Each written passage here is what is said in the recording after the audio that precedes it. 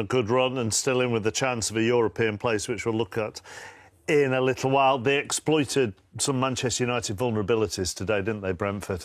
Yeah, I thought they did. I think Brentford, we know how Brentford play. They do it every week. And if you look at Manchester United, they're obviously back five. Harry Amas, he has to get tighter to the ball. We talked about Kukurea previously, about getting tight. He doesn't. And then it allows Brentford to come inside and have different options. But then here, Garnacho, Mainu, they switch off, and I don't know what they're doing. Obviously, De Ligt goes down with the injury. Garnacho switch off, the Mainu switches off, which you can't do that against this Brentford team who like to put balls in the box and try and hurt you. And then it's a great cross and a great header. I think for young Fredrickson here, I think if he just opens his body out a little bit, he can maybe see the forward and get his arm across, but he doesn't. Makes it very difficult for himself, and then it's a really good header. But Brentford caused Manchester United problems all day from wide areas, I think. Ahmad, he's not in my opinion, he's not a wing-back. But if he's playing there, he has to put the work in. So again, cross into the box. Brentford done it all day. They picked up the second balls. They sustained attacks. They get it back out wide again. Ahmad has completely switched off. Ball goes out wide again. And again here, young Fredrickson again, he's got three players to try and take care of, which is impossible. Ahmed doesn't get back in and cover for him. And then he concedes another goal from across. So this was all afternoon. This was happening to Manchester United. And here they're a little bit disjointed. The back line, ball goes out wide again. No pressure on the wide player. Jensen runs off Mainu, doesn't get back in, finds out in a lot of space. And then this is a great pass and great two passes. It becomes an easy finish for Wissa, but Brentford caused Manchester United problems all day getting the ball out wide, and Manchester United didn't really have that intensity in how intensity is the word. It is intensity, but the great point you make there about wing backs, different than a back four, allows you to go and press anyway because you've got the centre halves, the extra centre half behind you. But surely that's what they do in training, no? It's like if you're a coach of a system, the basics of a system. If you've got wing backs, they press the wide men quick. And it doesn't look like they're doing it. It's bizarre to me to see. Yeah, it's strange because that's why you play a back five, if you like, or a back three with your wing backs. They have to put pressure on the ball, otherwise you get outnumbered in the midfield. Then the ball comes back into the midfield. So it was straight. But they had a lot of young players on the pitch. Well, and that's it, isn't it? It was the third youngest ever Premier League starting 11 of any club, and it showed at times. It did show, and I think it showed with. There was a lack of movement, a lack of know-how on the pitch, if you like. And you see here, the ball goes to Luke Shaw. He's got a lot of time, a lot of space on the ball. If he plays it out wide to Amas, then it maybe brings Garnacho into the game a bit more. Doesn't, it's slow, it goes back to the goalkeeper. Ball's getting moved slow around the back. There's no movement, really, for anyone to try and get on the ball. And then now, they've got a 17-year-old lad up front, youngest ever for Manchester United to start a Premier League game.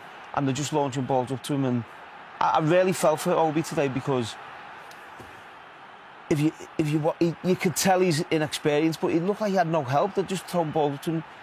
Maybe a wrong selection of his run, a bit too easy for the Brentford defenders to. The ball didn't do him any favours, the ball though, didn't, did it? But and again here now, Manchester United in the pressing there was no intensity, no organisation with it as we see it. They lose the ball. Here, but then no one getting anywhere near the ball. Lots of space for Brentford to do what they want, really. But again, he stands on the ball, slow. Ball goes back to the goalkeeper. No movement really to get on the ball. Long ball up again, and then for Brentford, it was easy for them to obviously deal with the young lad up top. So, and then here, Brentford win the ball back. No organisation, no intensity on it. Late to get to the ball. Within two passes, Brentford could be in on goal again. So it was. It's a muddle, isn't it? See, I get there's young players. I understand that, and they're playing against good teams. But he only plays this system. Yeah. He's not mixing things up, personnel and systems. He's been there a while now.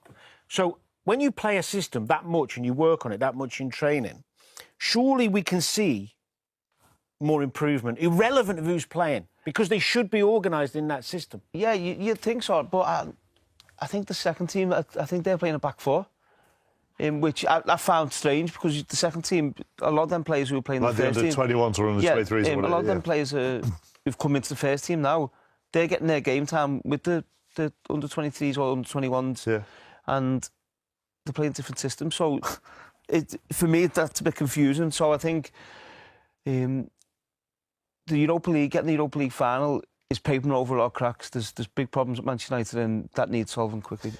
Whereas Brentford, everybody knows what they're doing, everybody knows what their role is, and everybody chips in as well. You know, some teams may have a 30-goal-a-season player.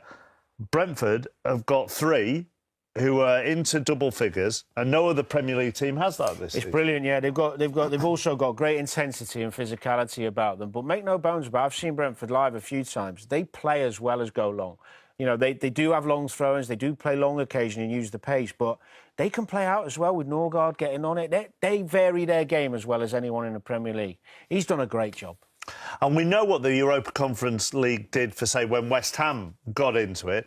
You look at, we think it could be 8th that gets you into the Conference League next season. If you're Bournemouth, if you're Brentford, it's a big incentive. Absolutely, for clubs. You know, you don't want to be there if you're Man United, Liverpool or Chelsea, of course not. But those clubs can go on a journey with the supporters, possibly win silverware. West Ham's the best example of it. Yeah, I think you see the reaction to West Ham winning, the fans and big European nights, and they go away. I think they got to semi-final. It was the Europa League or Conference League the year before. And then they go and win a European Cup. So it's massive for Brentford, you think. I played against Brentford with Derby County a few years ago. To see them now established in the Premier League, doing really well and potentially playing in Europe, I think the manager has done brilliant there. Right. Mentioning that United and Tottenham look like they're sort of 70-80% there for what would be a blockbuster of a Europa League final. That would be, a 60-70 million pounds game for both of those clubs who are toiling at this moment in time. Probably in the league. The most consequential final of that competition there's ever been. Well, given the size of the clubs and what it will mean to the winner. Well, for English clubs, certainly, because, you're right, because ultimately you would expect them to be higher up in the league, but the reality of it is at this moment in time, we could end up with 6 teams in the Champions League. And you're right, because of what's happened with PSR and the financial stuff in the last few years, where so many teams, big clubs, United, Villa, Newcastle, they're all on the edge, aren't they, of sort of breaking the rules and overspending, and it really does hamper them and harm them when they don't get in the Champions League. It's a massive consequence. So you're going to have some nervous boardrooms in the next few weeks, and managers, because the success of a manager will depend upon the investment in the squad and good recruitment. And if you can't recruit because if you can only half recruit, if you've got a budget of 50-60 million versus a budget of 120, you're going to have a lot better chance as a coach and a manager and a group of players to be successful next season. So for Villa, for Forest, for Chelsea, for Manchester United and Tottenham, and obviously Newcastle as well, and the teams that aren't quite sort of secure yet, it's big. It's really big. I'm not quite sure it's right that football is like that we are sort of at this moment in time, relegations sorted, the titles sorted, and we've got what would be games for money. That is it. It's games for money, and that's what's at stake in this next few. There's no trophy at stake in the Champions League places that we're talking about. There is obviously for Tottenham and Manchester United, but it's sad. No one talks about winning the Europa League to lift a trophy and get a medal around the neck. They talk about it from a point of view of its qualification for the Champions League. It gets you £80 million. It's almost like a competition has been dismissed because of its prize. That's the old UEFA Cup. That's a big competition. That was a hell of a competition back in the day. That was something that meant something. But it's now been put to a point whereby the sort of main sort of marketing sell of the Europa League is you get a Champions League spot. Well, what about the trophy? What about the medal around the neck? I did say probably a few months ago that if Manchester United weren't to win the Europa League, that I would want Tottenham to win a trophy. I enjoyed Newcastle winning a trophy at Wembley against Liverpool. But I obviously want Manchester United to win desperately. But it looks like that's going to be a hell of a final. I mean, obviously both teams have to finish their jobs off in midweek, and they have been known to, let themselves down this season. So you'd think that both of them will complete the jobs and do it. And then we look forward to what would be a very special occasion back in Bilbao, actually, for United. Of liked, I guess, towards the end there. Yeah, definitely. But as I just said to you, we are in the entertainment business, aren't we? So everything for the TV and the fans and all that, and of course, it's way easier to stand here on the backside of a win. We knew coming into the game. We need to start sharp because they're going to come and they're going to play a lot of long balls and put pressure on us. And I thought we dealt with that. It's just that end of the first half where we needed to stay.